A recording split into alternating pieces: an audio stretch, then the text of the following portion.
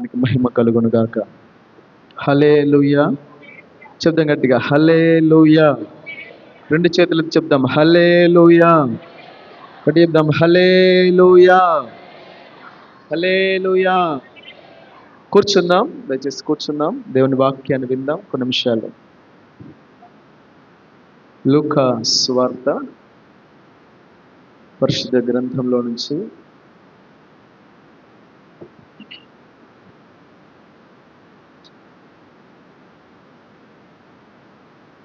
మాట్లాడదు, ఎవరు మాట్లాడద్దు. లూకా సువార్త మొదటి అధ్యాయం.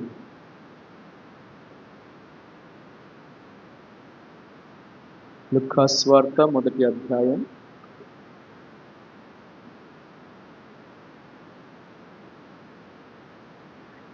26 నుండి 30 వచనాల వరకు నేను చదువుతున్నాను, జాగ్రత్తగా ఆలకించండి. లూకా సువార్త మొదటి అధ్యాయం 26 నుండి 30 వచనాలు. 6వ నెలలో గబ్రియేలను దేవదూత గలిలయలోని నజరేత్ అను ఊరిలో దావీదు వంశస్థుడైన యోసేపు అను ఒక పురుషునికి ప్రదానము చేయబడిన కన్యక యొద్దకు దేవుని చేత పంపబడెను. ఆ కన్యక పేరు మరియా. ఆ దూత లోపలికి వచ్చి ఆమెను చూసి, దయాప్రాప్తురాల, నీకు శుభం, ప్రభువు నీకు తోడై ఉన్నాడని చెప్పెను. ఆమె ఈ మాటకు బహుగా తొందరపడి ఈ శుభవచనం ఏమిటో అని ఆలోచించుకొనుచుండగా దూత, మరియా, భయపడకుము, దేవుని వలన నీవు కృపను పొందితివి. హల్లెలూయా. చూసారా? బైబిల్కి వెళ్ళి చూసారా? ఇటు చూస్తారు, అటు ఇటు చూస్తారు. హల్లెలూయా. చెప్దాం గట్టిగా, హల్లెలూయా, హల్లెలూయా. దేవుని వాక్యంలో లూకా సువర్తమానంలో మనకి డీటెయిల్స్గా, అంటే లూకా గారు తరచి పరిష్కరించి తెలుసుకొని రాసిన సువార్త అని మనం చదువుతూ ఉన్నాం. లూకా సువార్తని రాసింది ఎవరై అంటే లూకా గారు, వైద్యుడు లూకా. ఆయనకు అర్థం లూకా అంటే వెలుగునిచ్చువాడు. హల్లెలూయా. ఎవరండి లూకా అంటే? వెలుగిచ్చువాడు. లుకానస్ అన్నారు, లూకా అంటారు, లూకా గారు అనాలి. హల్లెలూయా. ఎవరైనా చెప్పండి, ఎవరు? లూకా గారు అని పెడితే మనకేం తగ్గిపోదు కదా, అందుకని పిలుద్దాం, లూకా గారు రాసిన సువార్త. హల్లెలూయా. ఏమని రాస్తున్నాడంటే, ప్రతి విషయాన్ని గురించి, ప్రభు అయిన యేసుక్రీస్తు జన్మను గురించి చాలా డీటెయిల్డ్గా రాయబడిన సువార్త ఏంటంటే లూకా సువార్త. బాప్తిస్మిచ్చి యోహాను జననం ఉంది ఇందులో, ప్రభు అయిన యేసుక్రీస్తు జననం ఉంది. చాలా డీటెయిల్స్. 6వ నెల అనే, ఏ 6వ నెల అంటే ఎలిజబెత్కి 6వ నెల. హల్లెలూయా. అర్థమవుతుందండి? 6వ నెల అంటే మరి 6వ నెల జూన్ జూలై అనుకునేది, ఈ జూన్ జూలై గురించి కాదు చెప్పేది. అక్కడ ఉన్న 6వ నెల గాబ్రియేలు అంటారు కొంతమంది. ఏమంటారు? మీరు కూడా అట్నే చదువుతారు, అందుకని నేనే చదువుకున్నా ఇప్పుడు. గబ్రియేల్. చెప్పండి, ఎవరమ్మా? చాలాసార్లు గాబ్రియేల్ అనే మనం విన్నాం లేదా మాట్లాడుతున్నాం, కానీ అక్కడ రాసినట్టుగా చదవాలి. దేవుని వాక్యాన్ని కాస్త స్పష్టంగా అక్షర దోషాలు లేకుండా చదువుదాం. హల్లెలూయా. గబ్రియేల్. చెప్పండి, ఎవరమ్మా? ఇంకోసారి గాబ్రియేల్ అంటారా? అనొద్దు, గాబ్రియేల్ అనొద్దు, ఇంకేమనొద్దు. హల్లెలూయా. ఏమని ఉందంటే, ఆ గబ్రియేల్ అనే దేవదూత దేవుని ద్వారా పంపబడ్డాడు మరియా దగ్గరికి. ఈమె ఎవరు అంటే ప్రదానము చేయబడిన కన్యక అని రాస్తుంది. ఈమెతో ప్రభు చెప్తున్నాడు, దయాప్రాప్తురాలా, నీకు శుభం, ప్రభు నీకు తోడై ఉన్నాడు అని చెప్పినప్పుడు ఆమె ఏదో ఆలోచించుకుంటుంది. ఈ శుభవచనం ఏమిటో అని తనలో తాను బహు తొందరపడి ఆలోచించుకుంటుంటే మరలా మాట్లాడుతున్నాడు. ఇది కల కాదు, ఇది డైరెక్ట్గా దేవదూత వచ్చి మాట్లాడుతున్న విషయం. హల్లెలూయా. ఆమె తొందరపడతా ఉంటే మరలా దేవదూత వచ్చి మరలా డీటెయిల్స్ చెప్తున్నాడు. ఏమని? 30వ వచనంలో, ఆమె ఆలోచించుకొనిచుండగా దూత, మరియా భయపడకు, దేవుని వల్ల నీవు కృప పొందితివి. గమనించండి, ఒక్కొక్కసారి మీరు దేవుని వాక్యం విన్న తర్వాత ఏం చెప్పిండో ఏమో అనుకుంటూ పోవమాకండి. ఏ సేవకుడు చెప్పినా కాస్త దాని గురించి ఆలోచన చేయండి. హల్లెలూయా. బెరెయ సంఘం, తెస్సలోనిక సంఘం వాళ్ళంట బాగా పరిష్కరించి తెలుసుకుంటారట దేవుని యొక్క వాక్యం. తెస్సలోనిక సంఘం కానీ, బెరెయ సంఘం కానీ, కొరింథీ సంఘం కానీ ఏం చెప్పాడు, అందులో ఉన్నవా లేవా అని వాళ్ళు పరిశోధిస్తారట దేవుని వాక్యాన్ని. అపోస్తల కార్యాల్లో మనం చూస్తాం.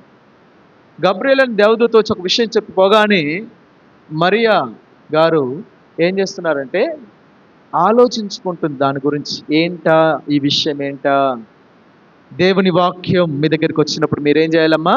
ఏమిటా, ఎందుకు నాకు ఈ వాక్యం వినబడింది? నీకు వినబడిన వాక్యాన్ని గురించే మీరు ఆలోచన చేయండి. హల్లెలూయా. వాళ్ళకు వచ్చిన వాక్యాల గురించి కాదు, నీ దగ్గరకు వచ్చిన వాక్యమును గురించి మీరు ఆలోచించాలి. ఆలోచిస్తూ ఉంటే మరలా డీటెయిల్స్ ఇస్తాడు దేవుడు. హల్లెలూయా. మరలా ఎక్స్ప్లెయిన్ చేస్తాడు, మరలా రెండోసారి మాట్లాడతాడు ప్రభు. రెండోసారి గబ్రియల్ దేవదూత వచ్చి ఏమని చెప్తున్నాడంటే, ఏమని చెప్తుంది అనట్లే, నేను ఆలోచించండి ఏమని చెప్తున్నాడు. హల్లెలూయా. దేవదూతల్లో ఆడ అనే పదం లేదండి. వచ్చింది పోయింది అని మాట్లాడవద్దు దయచేసి. మీరు మాట్లాడేటప్పుడు గబ్రియల్ అనే దేవదూత వచ్చాడు. హల్లెలూయా. చెప్తాం గట్టిగా, హల్లెలూయా. దేవదూత వచ్చాడు. ఎక్కడైనా చదవండి బైబిల్లో దేవదూతను కూర్చున్నాడు, వచ్చింది పోయింది అని ఉండదు. మనం అంటాం అలాగా, మనం అంటాం ఒక్కొక్కసారి నోరు తిరగక నోరు జారి. గబ్రియల్ అనే దేవదూత వచ్చి ఆ డీటెయిల్స్ ఇస్తున్నాడు మరలా. నీవు భయపడమాకు. హల్లెలూయా. మరియా భయపడమాకు. ఎందుకు భయపడకూడదంటే నీవు దేవుని వలన నీవు కృపను పొందుకున్నావు. హల్లెలూయా. హల్లెలూయా. ఏం పొందుకుందట మరియమ్మ గారు? ఏం పొందుకుందామా? దేవుని వలన. చెప్పండి, ఎవరి వలన? దేవుని వలన నీవు కృపను పొందుకున్నావు. ఈరోజు తల్లి అయిన మరియా గారిని గూర్చి దేశాల్లో మాట్లాడుతూ ఉన్నారు కదా. ఈరోజు మీతో దేవుని వాక్యం ఒక ప్రత్యేకమైన విషయాన్ని గుర్తు చేస్తూ ఉంది. ఈమె దేవుని కృపను పొందుకుంది. హల్లెలూయా. ఏం పొందుకుందమ్మా? దేవుని కృపను పొందుకుంది. ఈ దేవుని కృపను పొందుకున్న మరియా గారి జీవితంలో ఎన్నో ఆశ్చర్యకరమైన కార్యాలు మనం చూస్తున్నాం. ఆమెను గూర్చి స్త్రీలలో ఆశీర్వదించబడింది ఆవిడ. హల్లెలూయా. హల్లెలూయా. ఎవరమ్మా ఆశీర్వదించబడింది? స్త్రీలలో ఆశీర్వదించబడిన ఒక గొప్ప వ్యక్తిగా మనం చూస్తున్నాం. కొంతమంది గౌరవిస్తున్నారు, కొంతమంది పూజిస్తున్నారు. ప్రియమైన దేవుని బిడ్డలారా, దేవుని వాక్యం స్పష్టం చేస్తూ ఉంది. ఈ క్రిస్మస్ మాసంలో ఉన్న మీతో ప్రభు మాట్లాడుతున్న విషయం ఏంటో తెలిసిన? దేవుని వలన నీవు కృపను పొందుకోవాలి. హల్లెలూయా. హల్లెలూయా. ఎందుకు, ఎలా ఆమె పొందుకుంది? ఆ కృపను పొందుకుంటే ఏం జరుగుతుంది? ఒకటి రెండు విషయాలు మీకు గుర్తు చేస్తాను. అక్కడ మొట్టమొదటి రాస్తుంది ఆమె కన్యక. చెప్పండి, ఎవరండి ఆవిడ? గట్టి చెప్పాలి, ఎవరు ఆవిడ? కన్యక అనగా పరిశుద్ధత కలిగిన జీవితం కలిగిన ఒక వ్యక్తి, కన్యక. సెకండ్, దయాప్రాప్తురాలు. ఎవరు ఆవిడ? దయాప్రాప్తురాలు, దయను పొందదగినది. ప్రాప్తురాలు అంటే పొందే క్యారెక్టర్ ఆమెది. దయను పొందుకుంటుంది ఈజీగా. ఎంతో దయ పొందదగిన వ్యక్తిగా కనిపిస్తుంది మరియమ్మ గారు. మూడో విషయం ఏంటంటే ప్రభు ఆమెకు తోడుగా ఉన్నాడు. ఎవరు తోడుగా ఉన్నారు? ఎవరు విడిచిపెడదాం అని అనుకున్నా ప్రభు తోడుగా ఉన్నాడు. ప్రభు తోడుగా ఉన్నాడు. ఈ మూడు విషయాలు కలిగి ఇంకొక సపరేట్గా ఇంకొక ఆధిక్యత కలిగింది. ఏంటో తెలిసిన? దేవుని వలన కృపను పొందుకుంది. హల్లెలూయా. హల్లెలూయా. దేవుని కృపను పొందుకుంది. చెప్పండి గట్టిగా, దేవుని. గట్టి చెప్పాలి, ఏం పొందుకుందమ్మా? దేవుని కృపను పొందుకుంది. ఇవన్నీ ఒక ఎత్తు. ఆనాడు చాలా మంది కన్యకలు ఉన్నారు, నా గర్భాన పుట్టాలి రక్షకుడు అని. కానీ ఎవరిని ప్రభు దృష్టించలేదు. చాలామంది దయాప్రాప్తురాలుగా ఉన్నారు, దయను పొందే వ్యక్తులుగా ఉన్నారు ఆ దినాల్లో. కానీ ఎవరు దేవుని కృపను పొందుకోలేదు. ప్రభు తోడుగా ఉన్నాడు, ప్రభుతో కలిసి నడుస్తున్నారు కదా ఇజ్రాయెల్ జనాంగం. దావీదు వంశంలోంచి యూదా గోత్రంలో నుంచి వచ్చింది కదా మరియమ్మ గారు.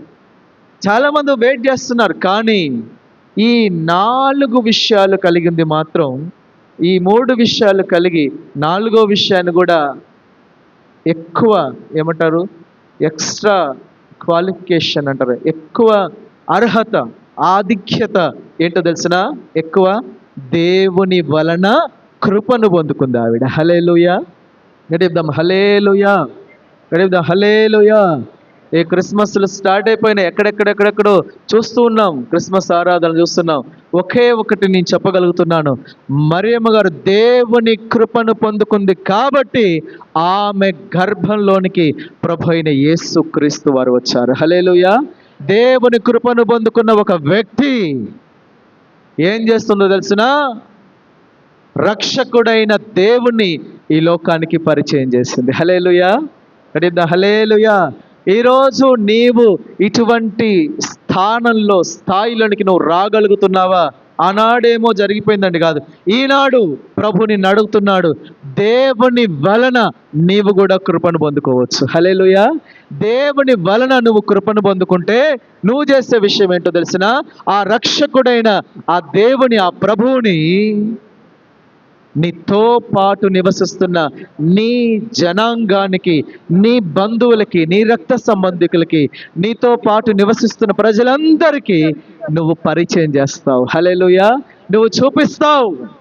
ఆ శిశువుని ఎత్తుకొని మరియమ్మ గారు అందరికీ చూపించినట్లుగా నీవు రక్షకుడైన యేసుక్రీస్తును చూపించగలుగుతావు. హల్లెలూయా. దానికి అవసరమైంది ఏంటయ్యా అంటే దేవుని కృప. చెప్పండి, ఏం అవసరం అమ్మా?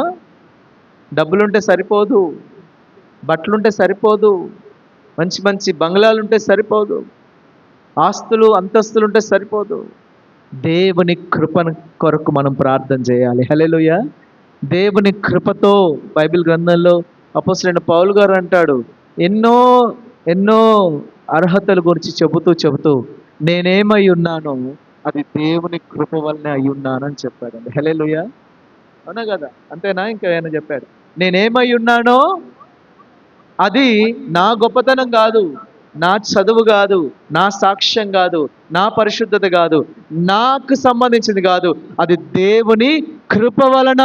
అందుకనే అపోస్తలుడైన పౌలు గారు ప్రభువైన యేసుక్రీస్తుని అన్యజనులకు పరిచయం చేశాడు. హల్లెలూయా.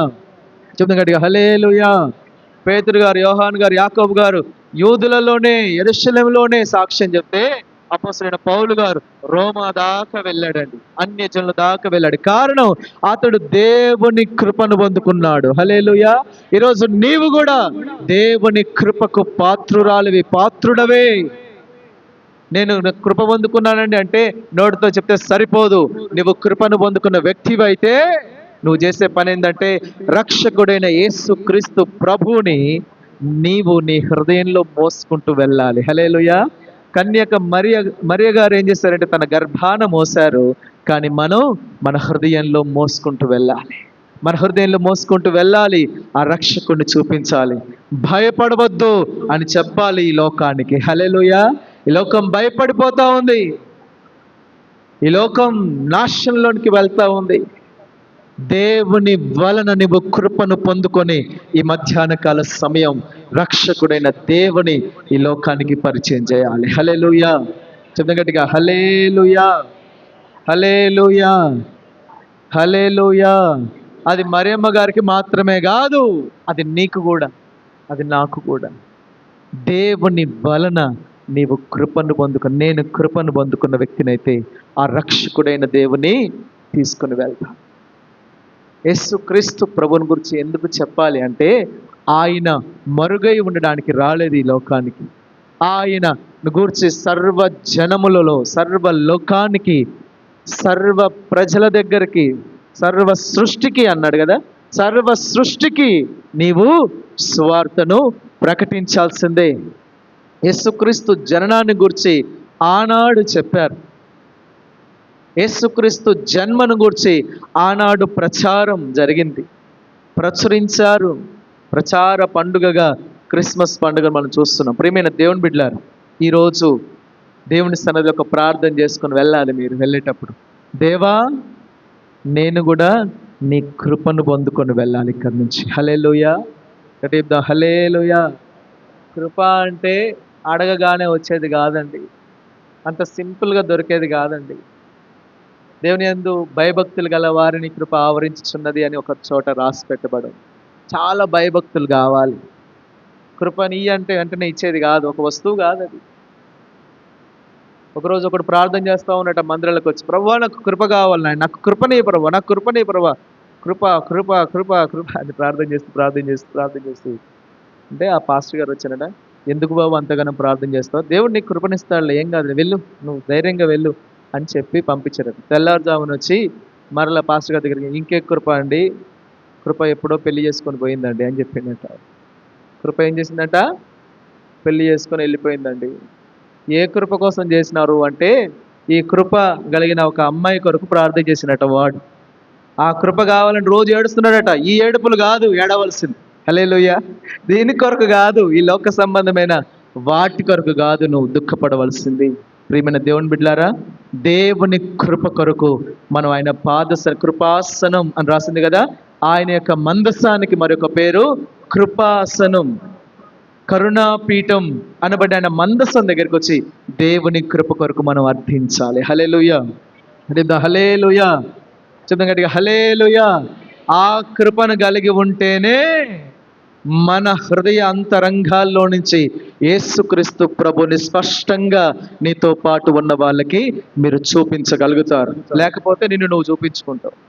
నీ గుణం, నీ కులం, నీ గుణం, నీ యొక్క మతం, నీ యొక్క కోపం, నీ యొక్క ఆస్తి, నీ యొక్క అంతస్తు, నీ యొక్క ఆలోచన, ఇవన్నీ చూపిస్తావు. ఇవి కాదు నువ్వు చూపించవలసింది, దేవుడి రక్షకుడైన దేవుని నువ్వు చూపించగలగాలి ఈ లోకానికి. హల్లెలూయా, హల్లెలూయా. కన్యకైన మరియమ్మ గారు ఒక్కసారే ప్రభువైన యేసుక్రీస్తుని ఈ లోకానికి చూపించింది. కానీ మనమైతే ఎన్నోసార్లు చూపించవచ్చు ఈ లోకస్తులకి, ఎన్నోసార్లు ప్రకటించవచ్చు ప్రభువైన యేసుక్రీస్తుని గురించి. ఆ కృపను పొందుకొని మనం ధైర్యంగా కృపాసనం యొద్దకు వెళ్ళవచ్చు. హల్లెలూయా, చెప్తాం గట్టిగా హల్లెలూయా. ఒకటి రెండు విషయాలు మీకు గుర్తు చేస్తాను. అపోస్తుల కార్యాలు చూడండి ఒకసారి. అపోస్తుల కార్యాలు 4వ అధ్యాయం 33వ వచనం చదవండి. ఎవరైనా చదవండి అమ్మా. అపోస్తుల కార్యాలు 4వ అధ్యాయం 33వ వచనం. ఇది యుగాక అపోస్తలులు బహు బలముగా ప్రభువైన యేసు పునరుద్ధానమును గూర్చి సాక్ష్యమిచ్చిరి, దైవ కృప అందరి యందు అధికముగా ఉండెను. హల్లెలూయా. ఇక్కడ ఏం రాస్తుందంటే, అపోస్తలులు ఏం చేస్తున్నారు, బహుబలంగా ప్రభువైన యేసు పునరుత్థానం. చెప్పండి, దేని గురించి చెప్తున్నారు వీళ్ళు? ప్రభువైన యేసు పునరుత్థానమును గురించి సాక్ష్యం చెబుతున్నారు. ఎందుకు, ఎలాగ చెప్పగలుగుతున్నారు? వాళ్ళకున్న బలం ఏంటంటే, దైవ కృప అందరి యందు అధికముగా ఉంది. ఈ అందరూ ఎవరయ్యా అంటే, ఈ అపోస్తలులు, వారితో పాటు చేరిన విశ్వాసులు, అప్పుడే ప్రభునందు లోనికి వచ్చిన వారు, ఆ 3వ అధ్యాయంలో బాప్తిస్మ పొందిన వారు, వీళ్ళందరూ కలిసి ప్రార్థన చేస్తున్నారు. 31వ వాక్యంలో ఉంది, వారు ప్రార్థన చేస్తుండగా వారు కూడి ఉన్న చోటు కంపించను, వారు పరిశుద్ధాత్మతో నిండిన వారే దేవుని వాక్యాన్ని ధైర్యంతో బోధిస్తున్నారు. కాస్త ముందుకు వెళ్తే 18వ వాక్యం, అప్పుడు వారిని పిలిపించి, మీరు యేసు నామమును బట్టి ఎంత మాత్రం మాట్లాడొద్దు. అంతకుముందు జరిగిన విషయం ఏంటంటే, మాట్లాడొద్దు, యేసు ప్రభుని ప్రకటించవద్దు, బోధించవద్దు అని బెదిరిస్తున్నారు. అర్థమవుతుందా? 3వ అధ్యాయంలో ఏం జరిగింది? పుట్టు కుంటివాడు లేచి నడిచాడు. 4వ అధ్యాయంలో ఏమంటున్నారు? మీరు మాట్లాడొద్దు యేసు ప్రభుని గురించి. ఒక అద్భుత కార్యం జరిగింది 3వ అధ్యాయంలో. 4వ అధ్యాయానికి వచ్చేసరికి ఆటంకం వచ్చేసింది. మాట్లాడొద్దు, యేసు ప్రభుని గురించి మాట్లాడొద్దు, యేసు ప్రభుని గురించి చెప్పొద్దు, పర్మిషన్స్ లేవు, ఎన్నో రకాల మాటలు. అయితే ఇక్కడ రాసి పెట్టబడిన విషయం ఏంటంటే, 19వ వాక్యంలో, అందుకు పేతురు యోహాను వారిని చూసి, దేవుని మాట వినుట కంటే మీ మాట వినుట దేవుని దృష్టికి న్యాయమా? మీరే చెప్పండి. ఎంత వినయంగా మాట్లాడుతున్నారు చూడండి వీళ్ళు. మేము చెప్తాం అన్నారా? దేవుణ్ణి ముందు పెడుతున్నారు, యేసు ప్రభుని ముందు పెడుతున్నారు. ఏమని? దేవుని మాట వినట కంటే మీ మాట వినడం దేవుని దృష్టికి న్యాయమా చెప్పండి? ఎంత సాఫ్ట్గా మాట్లాడుతున్నారో చూడండి. ఈ క్రిస్మస్ మాసంలో యేసు ప్రభుని గురించి చాలా సాఫ్ట్గా చెప్పండి. హల్లెలూయా, హల్లెలూయా. చాలా మంచిగా చెప్పండి.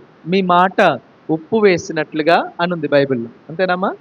కృపా సహితంగా. ఉప్పు అంటే మళ్ళీ ఉప్పు వేసి మాట్లాడమాకండి, ఉప్పు మొఖాన్ని కొట్టి మాట్లాడమాకండి, అది కాదు. ఉప్పు వేసినట్లంటే కృపతో కూడినటువంటి మాటలుగా మీ మాటలు ఉండాలి. కారం కొట్టి మాట్లాడినట్టుగా మాట్లాడమాకండి, కృపా సహితంగా. వీళ్ళ మాటలు చూడండి ఎలాగున్నాయి. వీళ్ళు అందరు కలిసి ప్రార్థన చేస్తున్నారు. వీళ్ళు ప్రార్థన చేస్తుంటే భూమి కంపిస్తుంది, పుట్టు కుంటివాడు లేచి నడుస్తున్నాడు, ఎన్నో అద్భుతాలు జరుగుతున్నాయి. కానీ ఆటంకాలు వస్తున్నాయి. మాట్లాడొద్దు, మాట్లాడొద్దు, యేసు ప్రభుని గురించి బోధించవద్దు. అప్పుడు వీళ్ళు ఏం చేస్తున్నారంటే మరి బహుబలముగా ప్రభు అయిన యేసు క్రీస్తు పునరుత్థానమును గురించి సాక్ష్యం చెప్తున్నారు. హల్లెలూయా, హల్లెలూయా. ఇప్పుడు యేసు ప్రభు ఎలాగ ఉన్నాడు చెప్పండి? చెప్పండి అమ్మా. కన్యమరియు గర్భాన ఉన్నాడా ఇప్పుడు? పశువుల పాకలో ఉన్నాడా ఇప్పుడు? ఇప్పుడు ఎలాంటి ప్రభు? మన ప్రభు పునరుత్థానుడు ఆయన. హల్లెలూయా. ఆయన మరణించి సమాధి చేయబడి తిరిగి లేచాడు. ఆయన పునరుత్థానుడైన క్రీస్తు. అపోస్తల కార్యాలు ప్రకటిస్తున్న విషయం ఏంటంటే, అపోస్తలు చెప్పిన సాక్ష్యం ఏంటంటే, ఆయనను మీరు సిలువ వేసి చంపారు, అయితే ఆయన మరణంలోంచి తిరిగి లేచాడు. ఆయన పునరుత్థానుడు, ఆయనకు మేము సాక్షులం. హల్లెలూయా. యేసు క్రీస్తు ప్రభుని గురించి ధైర్యముగా సాక్ష్యం చెప్తున్నారు వీళ్ళు. కారణం, వీళ్ళు కృపను పొందుకున్నారు. చెప్పండి, ఏం పొందుకున్నారమ్మా? అపోస్తలు, ఆదిమ సంఘం, ఆదిమ విశ్వాసులు, అప్పుడే బాప్తిసం పొందిన వాళ్ళు ఏం పొందుకున్నారని వింటున్నాం? చెప్పండి గట్టిగా, ఏం పొందుకున్నారు? మరి మీరు పొందుకున్నారా కృపను? ఒకవేళ మీరు కృపను పొందుకున్న వాళ్ళైతే మీరేం చేయాలి? ఇక్కడ వాళ్ళు చేసిందే మీరు చేయాలి. ఏం చేశారు వాళ్ళు? ప్రభు అయిన యేసు క్రీస్తు పునరుత్థానమును గూర్చి బహుబలముగా సాక్ష్యం. చెప్పండి, ఏం చెప్పాలి? పెన్ను పోయింది, పెన్ను దొరికింది. దారం ఎక్కిస్తుంటే దారం ఎక్కలేదు, ప్రార్థన చేస్తే దారం ఎక్కింది సూదిలోకి. దారం పడిపోతుంటే నెక్లెస్ దొరికింది. ఈ మధ్య బాగా ట్రెండ్ అయిపోతుంది ఇది. దారం పడిపోతుంటే నెక్లెస్ దొరికిందంట ఉప్పల్ రింగ్ రోడ్లో ఒక ఆవిడికి. దాని గురించి ఆమె సాక్షి చెప్పింది. మరి అంత క్లియర్గా చెప్పినాక కంప్లైంట్ ఎందుకు ఇయ్యరండి? నాదే పోయిందని చాలామంది కంప్లైంట్ ఇస్తారు. అప్పుడు జ్ఞానం లేక కొంతమంది సాక్ష్యం చెప్తున్నారు. జ్ఞానం లేని సాక్ష్యం. ఏ సాక్ష్యం ఉందా? జ్ఞానం ఉందా వీళ్ళకి? అసలు సంఘంలో చెప్పే సాక్ష్యాలు కొన్ని ఉన్నాయి, వీళ్ళు యూట్యూబ్లో పెడుతున్నారు వాటిని తీసుకొని వెళ్ళి. వాళ్ళకేం తెలుసు అండి? భూమి తలకిందులు చేసే వాళ్ళు వీళ్ళు ప్రార్థన చేస్తే ఏదైనా జరుగుతుందని మనకు తెలుసు. వాళ్ళకేం తెలుసు? పాపం యూట్యూబ్లో చూసే వాళ్ళకి అర్థం కాక, వాళ్ళు అర్థం చేసుకోలేక అపార్థం చేసుకుంటున్నారు. ప్రియమైన దేవుని బిడ్డ, హల్లెలూయా. మిమ్మల్ని గురించి నేను చెప్పట్లేదు. సాక్ష్యం ఎవరిని గురించి చెప్పాలి? బైబిల్ సెలవిస్తుంది, యేసు క్రీస్తు ప్రభువును గూర్చి నువ్వు సాక్షిగా ఉండాలి. ఆయన పునరుత్థానమును గూర్చి సాక్ష్యం చెప్పాలి మనమందరం. హల్లెలూయా, హల్లెలూయా. ఇప్పుడు ఆయన పశువుల పాకలో లేడు, ఆయన పునరుత్థానుడైన ప్రభుగా ఉన్నాడు. ఇంకా పసిపాలుడుగా ఉన్నాడు, పశువుల తొట్టిలో ఉన్నాడు. చిన్న పిల్లాడుగా ఉన్నాడంటే నువ్వు ఆయన ఎదగనీయవు ఇక ఎప్పటికీ. నువ్వు ఆయన అట్నే ఉంచుతావు. ఇక ఆయన్ని ఎదగనీయకుండా, ఆయన్ని కొరడా పట్టుకోకుండా, ఆయన నిన్ను గద్దించకుండా, ఆయన నీ కొరకు ప్రాణం పెట్టకుండా, నీ పాపాలు క్షమించబడకుండా ఇంకా చిన్నవాడిని చేస్తావా? ఇంకెంతకాలం చేస్తావు ఆయన చిన్నవాడిగా? ఆయన అక్కడ లేడు. హల్లెలూయా. ఆ పశువుల తొట్టిలో లేడు ఇప్పుడు, ఆయన సమాధిలో కూడా లేడు ఇప్పుడు. ఆయన ఇక్కడ లేడు, ఆయన తిరిగి లేచాడు. ఆయన పునరుత్థానుడు. మన కొరకు ఆయన పరలోకానికి ఎక్కిపోయాడు. హల్లెలూయా. చెప్తాం గట్టిగా, హల్లెలూయా.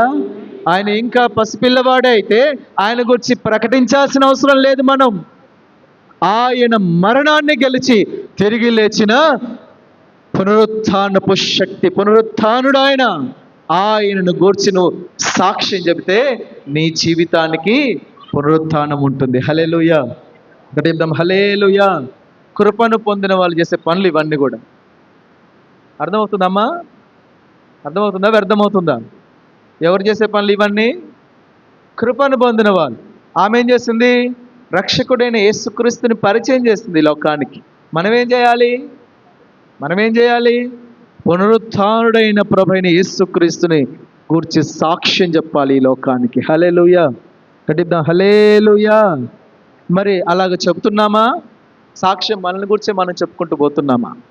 పునరుత్థానం ఎక్కడ ఉందో జీవం అక్కడ ఉందని. పునరుత్థానమును జీవమును నేనే అని ప్రభు చెప్పాడు.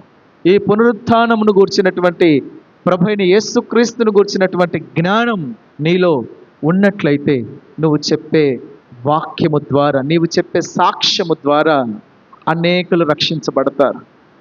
నీ జీవితంలో చేసిన మేలును సాక్ష్యాలు చెప్పాలి మందిరంలో, అనేకులకి చెప్పాలి. వాటి ద్వారా వాళ్ళ జీవితాల్లో ఒక విశ్వాసం వస్తుంది.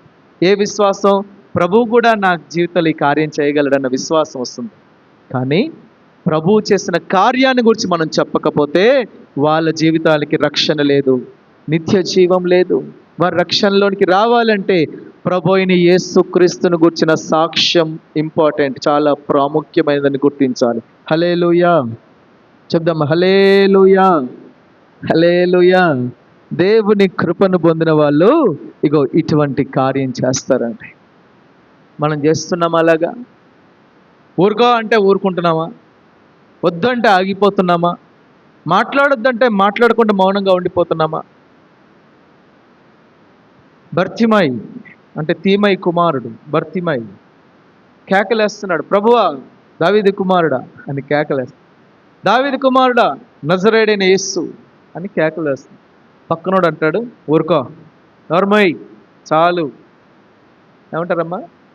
ఇక పోయిన కాడికి చాలు, ఇక మందిరానికి, ఇక ఊరుకో, ఇంటికాడనే ఉండి. ఇక ఈ హాల్ నైట్కి పోతావా నువ్వు? నిద్ర కరువైపోతుంది అసలే. హాల్ నైట్కి ఎంత భక్తులండి మన వాళ్ళు. హాల్ నైట్కి ఆటంకపడేటోళ్ళు ఉన్నారు. ఒక రాత్రి ప్రభు సన్నిధిలో ప్రార్థన చేస్తే దేవుడు ఆశీర్వదిస్తాడా, ఆశీర్వదించడా? చెప్పండి, ఎవరిదే చెప్పండి.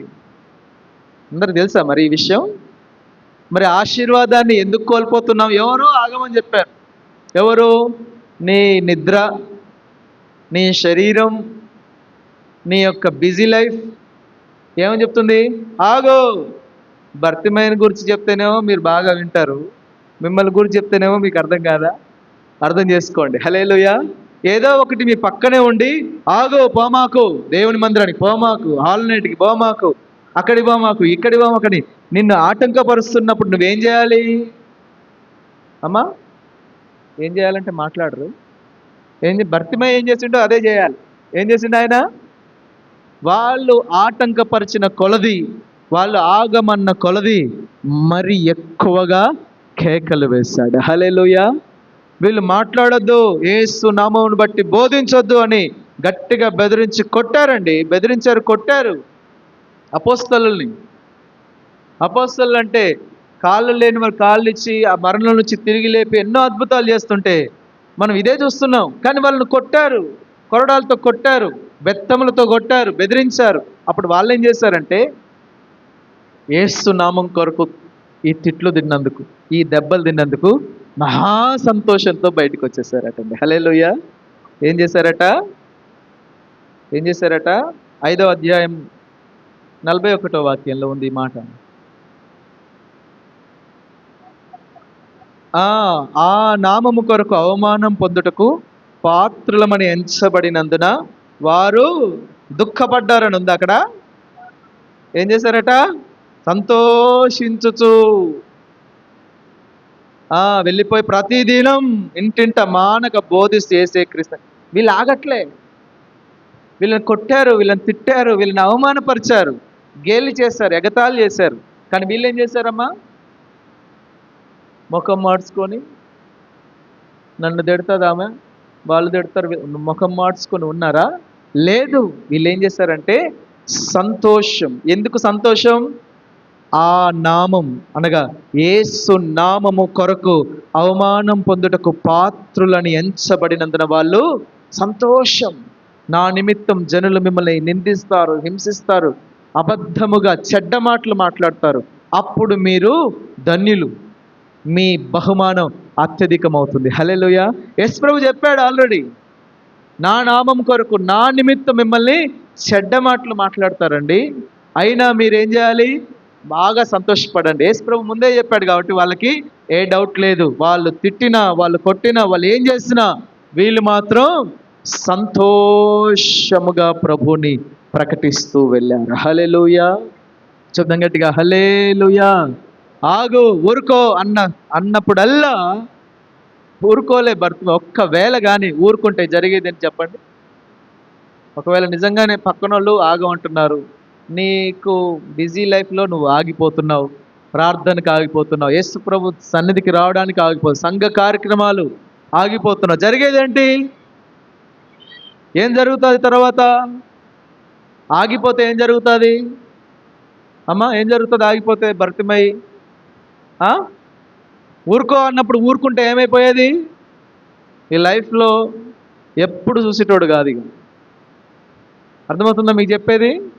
లైఫ్లో ఎప్పుడు తన కళ్ళు వచ్చేవి కాదు. ఆగిపో, ఊరుకో అని అన్నగానే ఆగిపోయాడు అనుకో, అతడి జీవితం అంధకారంగానే ఉండదు ఎప్పటికీ. అయితే అతడు ఆగక, ఊరుకోక ఏం చేసిండు? మరి బిగ్గరగా కేకలు వేసి, దావీదు కుమారుడా, నజరేయుడైన యేసు, నన్ను కరుణించు అని ఇంకాస్త సౌండ్ పెట్టాడు. హల్లెలూయా. ఇంకాస్త బిగ్గరగా కేకలు వేసేసరికి ఆ పిలుపు విన్న ప్రభు ఆగిపోయాడు అక్కడ. ఈరోజు నీ జీవితంలో ఆ అత్యద్భుతమైన కార్యాలు జరగాలి. హల్లెలూయా. గట్టిగా హల్లెలూయా. ఒక గొప్ప కార్యం నీ జీవితంలో జరగాలి అంటే నువ్వు ఆగిపోవద్దు, నువ్వు సాగిపోవాలి. ఏం చేయాలమ్మా? పాట పాడతారుగా, ఆగిపో నేను సాగిపోయి. నీ సాగేదా ఏసుకో సాగాలి. అవి ఏమంటారు, వాటితో వీటితో సాగొద్దు మీరు. ఎవరితో సాగాలి? యేసుతో. నీ సాగేదా యేసునితో సాగిపో. హల్లెలూయా. హల్లెలూయా. వీళ్ళు అంత ధైర్యంగా ఎలాగ చెప్పగలిగారయ్యా యేసుక్రీస్తు పునరుత్థానంను గురించిన సాక్ష్యం అంటే? దేవుని కృప, దైవ కృప వాళ్ళ మీద అధికంగా ఉన్న కారణం చేత. ఈరోజు యేసుక్రీస్తు పునరుత్థానమును గూర్చి నువ్వు సాక్షివైతే నీ జీవితంలో పాపం ఉండకూడదు. గుర్తుపెట్టుకో, పాపము లేదు పునరుత్థానములో. యేసుక్రీస్తు పునరుత్థానం అంటే అర్థమైందంటే పాపములకు క్షమాపణ కలిగిపోయింది అక్కడ, మరణానికి ముగింపు జరిగిపోయింది అక్కడ, ఈ శరీర సంబంధమైన కార్యాలకు ముగింపు జరిగింది అక్కడ. భూ సంబంధమైనది ఏదీ లేదు పునరుత్థానంలో. ఆ పునరుత్థానము కొరకు నువ్వు సాక్షిగా ఉంటావు దేవుని కృపను పొందుకుంటే. హల్లెలూయా. చెప్దాం గట్టిగా, హల్లెలూయా. చెప్దాం హల్లెలూయా. ఈరోజు దేవుని కృపను పొందావా నువ్వంటే, నేను పొందాను చెప్పడం కాదు. ఈ పని చేస్తే నువ్వు పొందినట్లు. ఏ పని? మళ్ళీ మొదటికి వచ్చారేంటండి? ఏం పని చేస్తే? యేసుక్రీస్తు ప్రభువుని గురించి సిగ్గుపడకుండా ధైర్యముగా, బలముగా ఆయన నా కొరకు మరణించు, నా పాపముల కొరకై ఆయన సిలువ వేయబడ్డాడు, ఆయన నా పాపముల కొరకై మరణించాడు, నా పాపల నిమిత్తమైన సమాధి చేయబడ్డాడు, 3వ దినాన తిరిగి లేచాడు, ఆయన తిరిగి లేచి పరలోకానికి ఆరోహణమయ్యాడు, ఆయన నా కొరకు రాబోతున్నాడు, నేను ఆయన బిడ్డను, నీవు ప్రభుని తెలుసుకో. ఇది సాక్ష్యం. నువ్వు ప్రభువుని నమ్మిన తర్వాత నీ జీవితంలో ప్రభు చేసిన అనేక గొప్ప కార్యాలు, అవి కూడా సాక్ష్యాలే. అది సెకండరీ, రెండవ విధానంలో మీరు ఆ సాక్ష్యం చెప్పాలి. కానీ మొదటిది మర్చిపోవద్దు. చాలామంది ఏం చేస్తారంటే అస్సలు సాక్ష్యం వదిలిపెట్టి కొస్తరు సాక్ష్యాలు చెప్తా ఉంటారు. రెండవ సాక్ష్యం ముందు పెట్టేస్తారు, ముందు సాక్ష్యాన్ని పక్కన పడేస్తారు. ప్రాముఖ్యమైనది ప్రభు అయిన యేసుక్రీస్తును గుర్చిన సాక్షులుగా మనం ఉండాలి. హల్లెలూయా. చెప్తాం గట్టిగా, హల్లెలూయా. మరొక మాట, తీతు గ్రంథం తీయండి, 2వ అధ్యాయం 12 11 నుంచి చదువురా.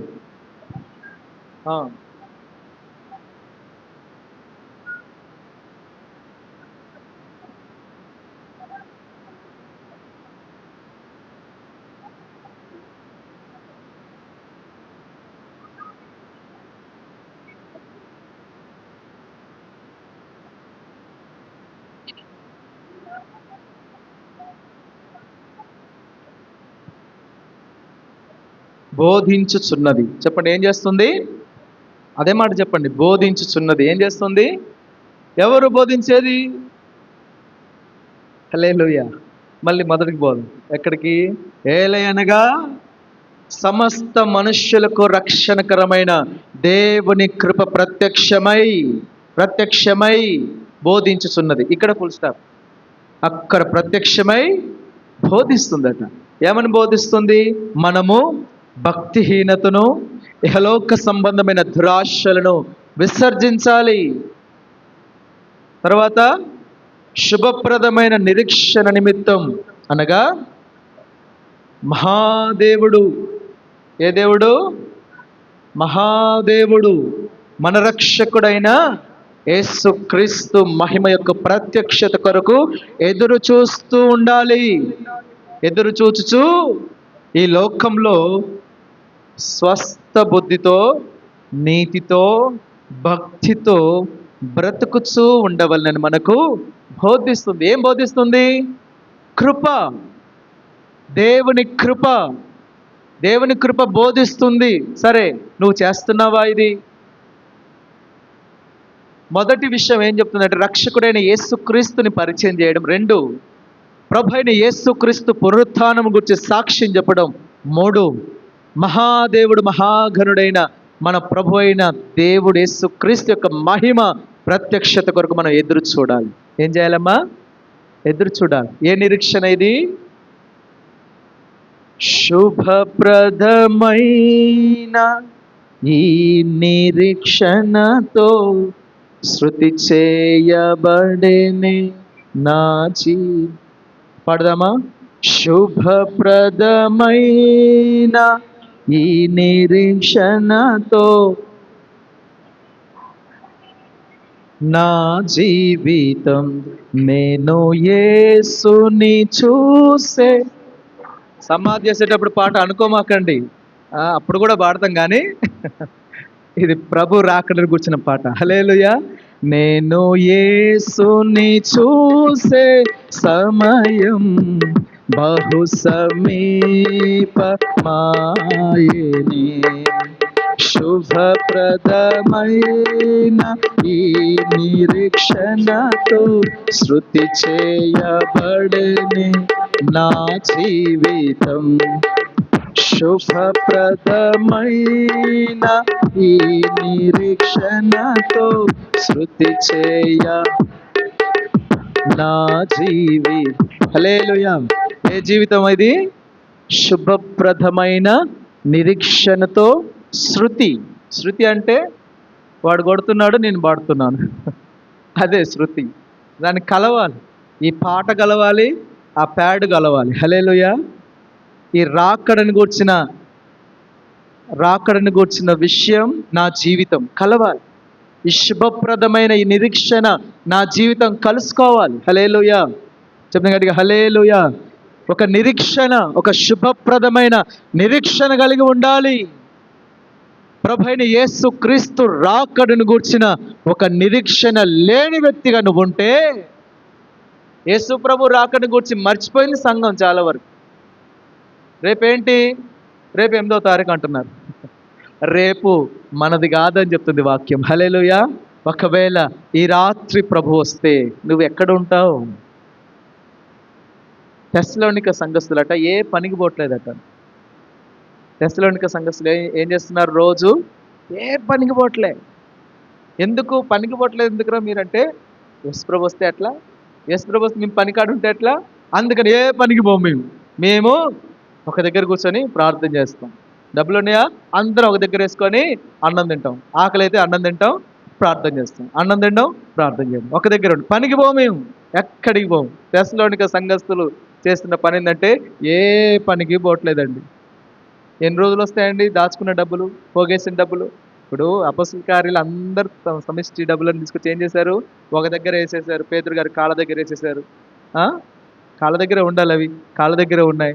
ఆ కాళ్ళ దగ్గర ఉన్న డబ్బుతో ఏం చేశారు? భోజనాలు చేస్తారు. అందరూ సమిష్టిగా భోజనం చేస్తున్నారు.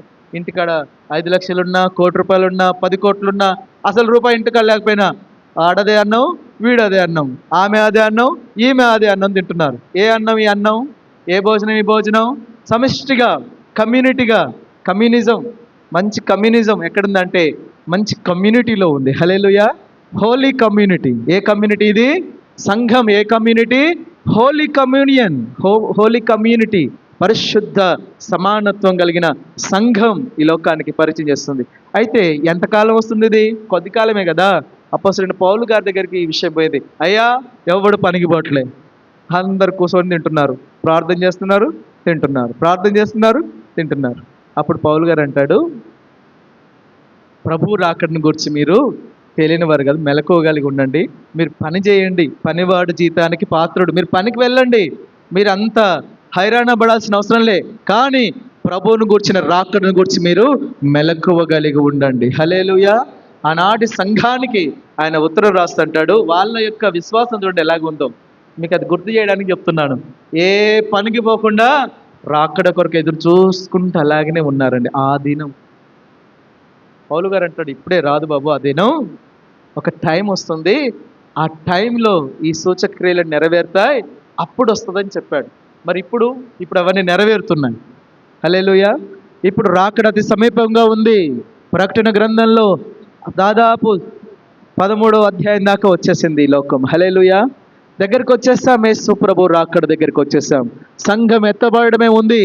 ఇంకా లాలిజో ఏసయ్య పాటలు కాదు నువ్వు పాడాల్సింది. శుభప్రదమైన నిరీక్షణ కలిగి ఆయన రాకడ కొరకు ఆశతో, అపేక్షతో బ్రతకాలి. ఇక్కడ ఎలాంటి బ్రతుకు బ్రతకాలంటే స్వస్థ బుద్ధి, నీతి, ఇహలోక మాలిన్యం అంటకుండా. చదవండి ఒకసారి మరలా. తీతుకు రాసిన పత్రికలో ఉంది. మనము భక్తిహీనతను, ఇహలోక సంబంధమైన దురాశను విసర్జించి శుభప్రదమైన నిరీక్షణ నిమిత్తం అనగా మహాదేవుడును మన రక్షకుడైన యేసుక్రీస్తు మహిమ యొక్క ప్రత్యక్షకు ఎదురు చూస్తూ ఎలాగ ఉండాలంట? ఈ లోకంలో స్వస్థ బుద్ధి, నీతితో, భక్తితో బ్రతకాలి అని మనకు బోధిస్తుంది ఈ కృప. నీవు కృపను పొందుకున్న వ్యక్తివైతే ఈ కృప నీకు బోధిస్తూ ఉంది రోజు. ఆ కృపను లేని వ్యక్తివైతే ఈ బోధ నీకు వినబడదు. ఈ బోధ వినబడదు నీకు. దేవుని వల్ల నువ్వు కృపను పొందుకోవాలి ఈరోజు. హల్లెలూయా. అర్థమవుతుందా? ఫస్ట్లో చెప్పాను, దేవా మీ కృపను నాకు ఇవ్వండి అని ప్రార్థన చేయమని చెప్పి. ఎవరికి వస్తుంది ఈ కృప? ఎలాంటి వారి మీదకి వస్తుంది ఈ కృప అంటే, మనం వింటున్నాం, మనం చదువుతున్నాం.